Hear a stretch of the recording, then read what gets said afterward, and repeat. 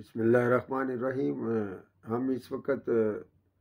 Iron کی کمی، اس کے انجذاب کو کم کرنے والے عوامل اور جسم میں اس کی کمی کے جو اثرات یا علامات پیدا ہوتی ہیں اس کے بارے میں ڈسکس کریں گے۔ آنتوں کی کوئی ایک بیماری جس کی وجہ سے آئرن کا انجذاب یا عمل ہضم جذب جو ہے وہ ڈسٹرب ہونا، اور غذا میں جب فاسفیٹ، آکزیلیٹ یا فائٹک ترچھے ان کی زیادتی ہو جائے تو یہ پانی کے ساتھ مل کر ایک ایسا مرکب تیار کرتے ہیں جو ناحل پذیر ہوتا ہے، اور اس طرح سے جسم میں وہ جذب نہیں ہو پاتا اور آئرن جو ہے اس کی ڈیفیشنسی ہوتی ہے۔ اسی طریقے سے جب ہم یہ دیکھیں کہ معدہ اور آنت کا آپریشن ہوا ہے اور اس آپریشن میں جو معدے کے کچھ حصہ یا آنت کا، چھوٹی آنت کا جو حصہ ہے وہ کاٹ کے نکال دیا جائے تو ایبزارپشن ریٹ کم ہو جاتا ہے، چونکہ جو افراز معدی یعنی کہ گیسٹرک جوسز جو ہیں وہ ان کے عمل کا اخراج جو ہے وہ ڈسٹرب ہوتا ہے، اور ایبزارپشن ریٹ جو جذب ہونے کے لیے جو چھوٹی آنت میں جو لوہا جذب ہوتا ہے اور ایک مخصوص انداز میں وہ بھی ڈسٹرب ہو جاتا ہے۔ تیزاب معدی جو لوہا ہے اس کو جو فیرک سے فیرس میں تبدیل کرتا ہے، اس تبدیلی سے جو ہے وہ جسم کے اندر آئرن کے اثرات جو ہیں کمی بیشی پہ اس کا اثر موجود ہوتا ہے۔ جسم انسانی میں آئرن کی کمی کے اثرات جو ہیں ہم ان کے بارے میں یہ جانیں گے کہ قلت الدم یعنی کہ انیمیا جو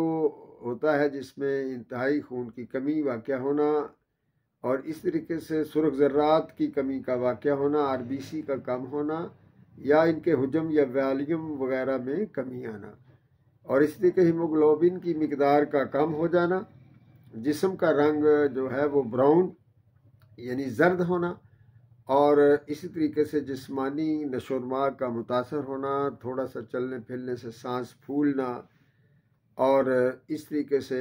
ناخنوں کا چمچے کے برابر شکل بن جانا یعنی کہ چپٹے ہوئے ہونا، اور اس کو فساد الاجفار بھی کہتے ہیں، اور اسے کائی لونکیا انگلش میں اس کا نام رکھا جاتا ہے، یعنی کہ ناخنوں کی خرابی کی بات جو ہم کر رہے ہیں اس کے بارے میں، یعنی عربی میں طبی زبان میں فساد الاجفار اور انگلش میں اس کو کائلونکیا کے نام سے موسوم کیا جاتا ہے۔ اور اس طریقے سے چہرے پر تہبج کا پیدا ہونا، بعض اوقات یہ ہے کہ جو منہ جو ہے اس کی باچھوں کا پک جانا یا زبان کا سوج جانا بھی، اس پہ ورم آ جانا بھی اسی کے زمرے میں آتا ہے، جو نشاندہی کرتا ہے کہ خون کے سرخ ذرات کی کمی واقع ہے۔ اور جو اسی طریقے سے دوران حمل جو خون کی کمی کی وجہ سے جو بچہ ہے، ایمبریو ہے، جو ماں کے پیٹ میں بچہ ہے، اس کی بھی نشو و نما متاثر ہو سکتی ہے،